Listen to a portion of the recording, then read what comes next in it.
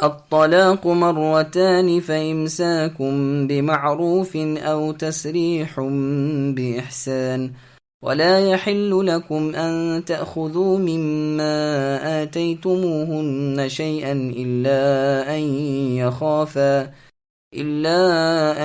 يخافا ألا يقيما حدود الله فإن خفتم ألا يقيما حدود الله فلا جناح عليهما فيما افتدت به تلك حدود الله فلا تعتدوها ومن يتعد حدود الله فأولئك هم الظالمون فإن طلقها فلا تحل له من بعد حتى تنكح زوجا غيره فإن طلقها فلا جناح عليهما أن يتراجعا إن ظنا أن يقيما حدود الله وتلك حدود الله يبينها لقوم يعلمون۔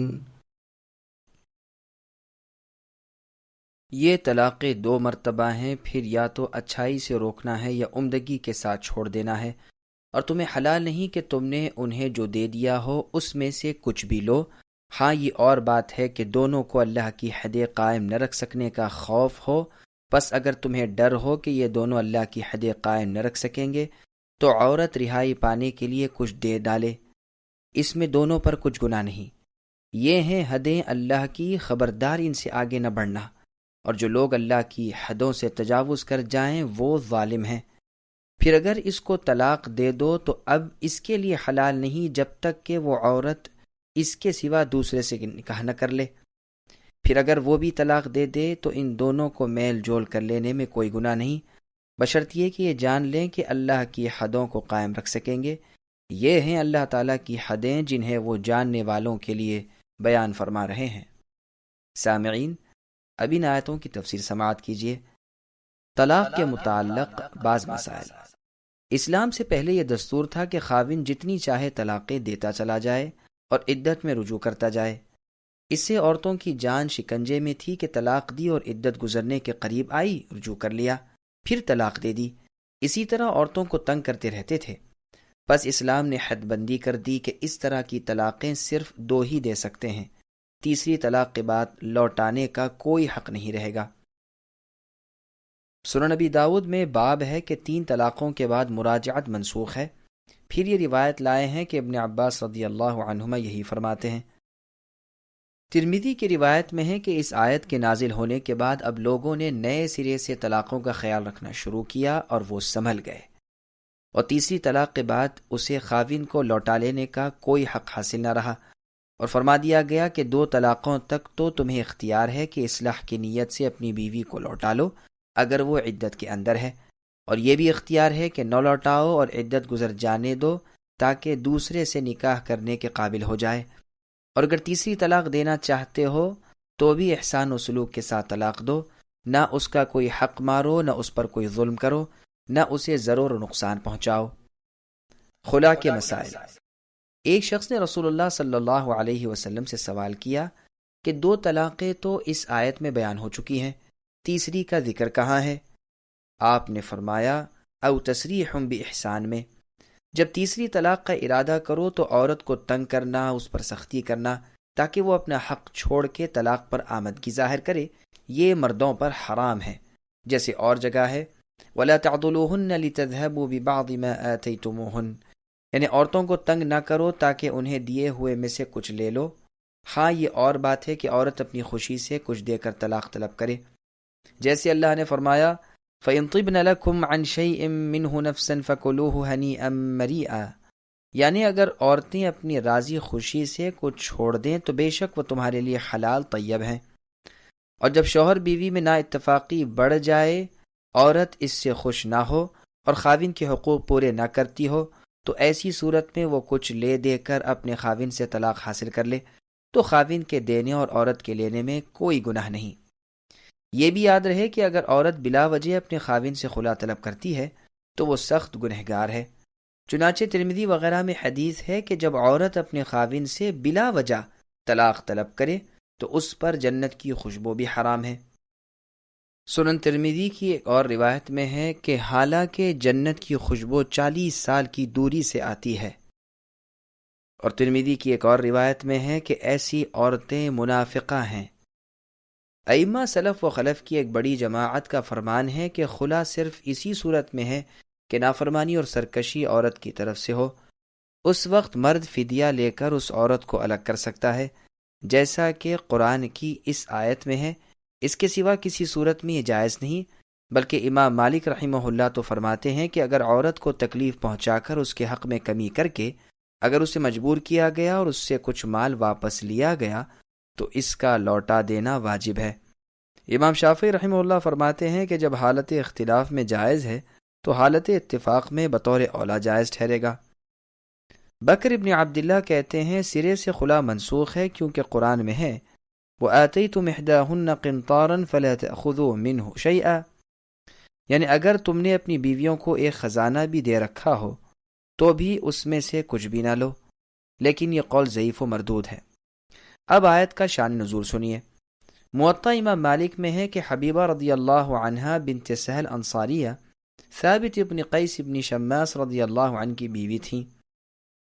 رسول اللہ ایک دن صبح کی نماز کے لیے اندھیرے میں نکلے تو دیکھا کہ دروازے پر حبیبہ رضی اللہ عنہا کھڑی ہیں۔ آپ نے پوچھا کون ہے؟ کہا میں حبیبہ بنت سہل ہوں۔ فرمایا کیا بات ہے؟ کہا اللہ کے رسول میں ثابت ابن قیس کے گھر میں نہیں رہ سکتی، یا وہ نہیں یا میں نہیں۔ آپ سن کر خاموش ہو رہے۔ جب ثابت رضی اللہ عنہ آئے آپ نے فرمایا تمہاری بیوی صاحبہ کچھ کہہ رہی ہیں۔ حبیبہ رضی اللہ عنہ نے کہا اللہ کے رسول میرے خاوند نے مجھے جو دیا ہے وہ سب میرے پاس ہے اور میں اسے واپس کرنے پر آمدہ ہوں۔ رسول اللہ نے ثابت رضی اللہ عنہ کو فرمایا سب لے لو، چنانچہ انہوں نے لے لیا اور حبیبہ رضی اللہ عنہ آزاد ہو گئیں۔ سنن ابی داؤد کی روایت میں ہے کہ ثابت رضی اللہ عنہ نے انہیں مارا تھا اور اس مار سے کوئی ہڈی ٹوٹ گئی تھی۔ رسول اللہ نے جب انہیں یہ فرمایا اس وقت انہوں نے دریافت کیا کہ کیا میں یہ مال لے سکتا ہوں؟ آپ نے فرمایا ہاں۔ کہا میں نے اسے 2 باغ دیے ہیں، یہ واپس دلوا دیجئے۔ چنانچہ وہ مہر کے دونوں باغ واپس کیے گئے اور دونوں کے درمیان جدائی ہو گئی۔ صحیح بخاری میں ہے کہ حبیبہ رضی اللہ عنہا نے یہ بھی فرمایا تھا کہ میں اس کے اخلاق یعنی اپنے شوہر ثابت کے اور دینداری میں عیب گری نہیں کرتی، لیکن اسلام میں کفر کو ناپسند کرتی ہوں یعنی ناشکری کو۔ چنانچہ مال لے کر ثابت رضی اللہ عنہ نے طلاق دے دی۔ بخاری میں ان کا نام جمیلہ بھی آیا ہے۔ ابن ماجہ کی روایت میں یہ بھی ہے کہ رسول اللہ نے فرمایا جو دیا ہے لے لو، زیادہ نہ لینا۔ اور طبری کی روایت میں ہے کہ حبیبہ رضی اللہ عنہ نے فرمایا تھا وہ صورت میں بھی کچھ اچھا نہیں۔ اور ایک روایت میں ہے کہ یہ عبداللہ بن ابی کی بہن تھیں اور یہ سب سے پہلا خلا تھا جو اسلام میں ہوا۔ ایک وجہ یہ بیان کی تھی کہ حضرت میں نے ایک مرتبہ خیمے کے پردے کو جو اٹھایا تو دیکھا کہ میرے خاوند چند آدمیوں کے ساتھ آ رہے ہیں، ان تمام میں یہ سیاہ فام چھوٹے قد والے اور بدصورت تھے۔ رسول اللہ کے اس فرمان پر کہ اس کا باغ واپس کرو حبیبہ رضی اللہ عنہ نے کہا تھا آپ فرمائیں تو میں کچھ اور بھی دینے کو تیار ہوں۔ اور روایت میں ہے کہ حبیبہ رضی اللہ عنہ نے یہ بھی کہا تھا کہ اللہ کے رسول اگر اللہ کا خوف نہ ہوتا تو میں اس کے منہ پر تھوک دیا کرتی، لیکن یہ روایت سخت ضعیف ہے۔ جمہور کا مذہب تو یہ ہے کہ خلا میں عورت سے اپنے دیے ہوئے سے زیادہ لے تو بھی جائز ہے، کیونکہ قرآن نے فی مفتدت بھی ہی فرمایا ہے۔ عمر رضی اللہ عنہ کے پاس ایک عورت اپنے خاوند سے بگڑی ہوئی آئی۔ آپ نے فرمایا اسے گندگی والے گھر میں قید کرو۔ پھر قید خانے سے اسے بلوایا اور کہا کیا حال ہے؟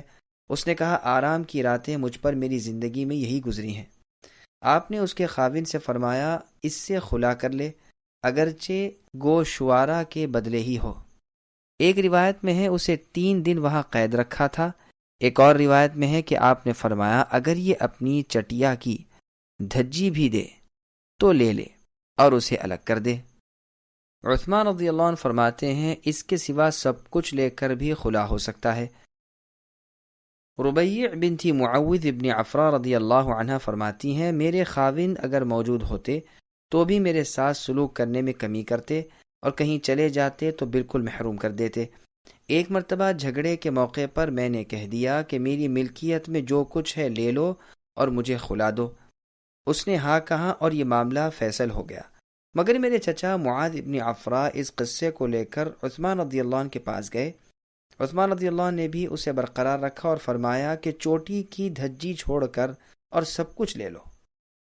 بعض روایتوں میں ہے یہ بھی اور اس سے چھوٹی چیز بھی، غرض سب کچھ لے لو۔ بس مطلب ان واقعات کا یہ ہے کہ یہ دلیل ہے اس پر کہ عورت کے پاس جو کچھ ہے سب کچھ دے کر وہ خلا کرا سکتی ہے، اور خاوند اپنی دی ہوئی چیز سے زائد لے کر بھی خلا کر سکتا ہے۔ ابن عمر، ابن عباس رضی اللہ عنہما، نیز مجاہد، عکرمہ، ابراہیم نخعی، قبیصہ ابن ذؤیب، حسن بن صالح رحمہم اللہ اور عثمان رضی اللہ عنہ بھی یہی فرماتے ہیں۔ امام مالک، لیث ابن سعد، امام شافعی اور ابو ثور رحمہم اللہ کا مذہب بھی یہی ہے۔ ابن جریر رحمہ اللہ بھی اسی کو پسند فرماتے ہیں۔ امام احمد، ابو عبید اور اسحاق ابن راہویہ فرماتے ہیں کہ خاوند کو اپنے دیے ہوئے سے زیادہ لینا جائز ہی نہیں۔ سعید بن مسیب، عطا، عمرو بن شعیب، زہری، طاووس، حسن، شعبی، حماد ابن ابو سلیمان اور ربیع ابن انس رحمہم اللہ کا بھی یہی مذہب ہے۔ عمر اور حاکم کہتے ہیں علی رضی اللہ عنہ کا بھی یہی فیصلہ ہے۔ اوزاعی رحمہ اللہ کا فرمان ہے کہ قاضیوں کا فیصلہ ہے کہ 2 دیے ہوئے سے زیادہ کو جائز نہیں جانتے، اور اس صورت میں جو کچھ فدیہ وہ دے گا کا لفظ جو قرآن میں ہے، اس کے معنی یہ ہوں گے کہ دیے ہوئے میں سے جو کچھ دے، کیونکہ اس سے پہلے یہ فرمان موجود ہے کہ تم نے جو انہیں دیا ہے اس میں سے کچھ نہ لو۔ ربیع رحمہ اللہ کی قرات میں بھی کے بعد منہو کا لفظ بھی ہے۔ پھر فرمایا کہ حدود الہی ہیں، ان سے تجاوز نہ کرو ورنہ گنہگار ہوں گے۔